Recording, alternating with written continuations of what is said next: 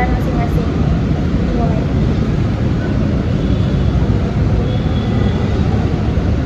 Doa selesai. Baik, setelah kita melakukan doa, sebelumnya adakah adik-adik di sini yang sudah pernah melakukan BKP?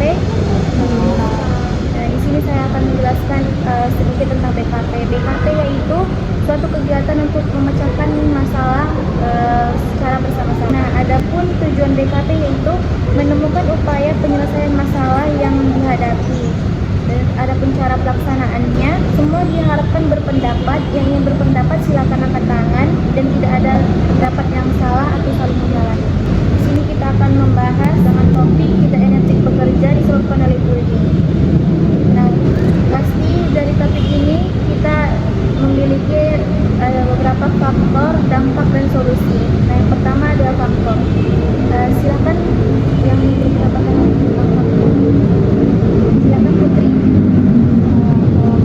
Itu karena saya pernah di tempat kerja saya, di mana berlaku bullying dan tempat kerja saya yang membuli. Jadi saya merasa saya kayak tertekan. Jadi saya tidak nyaman di tempat kerja tersebut dan otomatis kerja saya akan terganggu. Terima kasih Putri. Nah, dari faktor tadi pasti ada dampak yang disebabkan oleh faktor tersebut. Silakan berpendapat. Silakan Fatimah.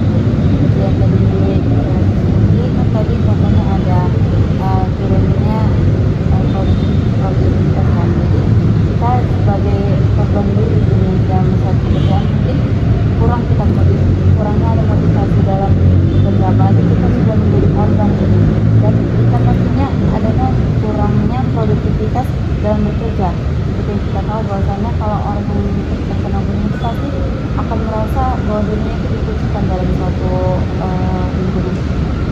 Baik, terima kasih Fatimah. Dari beberapa faktor dan dampak tadi, mungkin kita saya harap rekan-rekan semua memberikan pendapat mengenai solusinya. Silakan ada yang pendapat.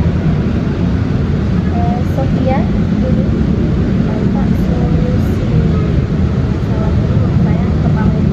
Harusnya kita membuat kebijakan aktivitas. Saya berharap juga dilakukan di tempat kerja saya karena membuat kebijakan aktivitas ini harus jelas nanti dan efektif untuk mencegah perilaku bullying gitu. Baik, terima kasih Sofia. Anas. Dampaknya itu dari faktor dan solusi. Solusinya itu dari faktor dan dampak yang disampaikan Fitri dan Fatimah. Mungkin di saya sendiri karena sudah pernah mengalami, saya melakukan sistem pelaporan. Saya melapor kepada atasan agar orang-orang yang membuli di tempat kerja itu dinasehatin dan bullying yang terjadi di tempat kerja itu agar tidak terus-menerus terjadi. Sistem pelaporannya ini mungkin sedikit efektif karena setelah saya melaporkan, bullying di tempat kerja itu agak sedikit menurun. Baik, terima kasih Anastasia. Nah, dari faktor, dampak dan solusi tadi, silakan berikan komitmen dari kalian. Ya, silakan Anastasia.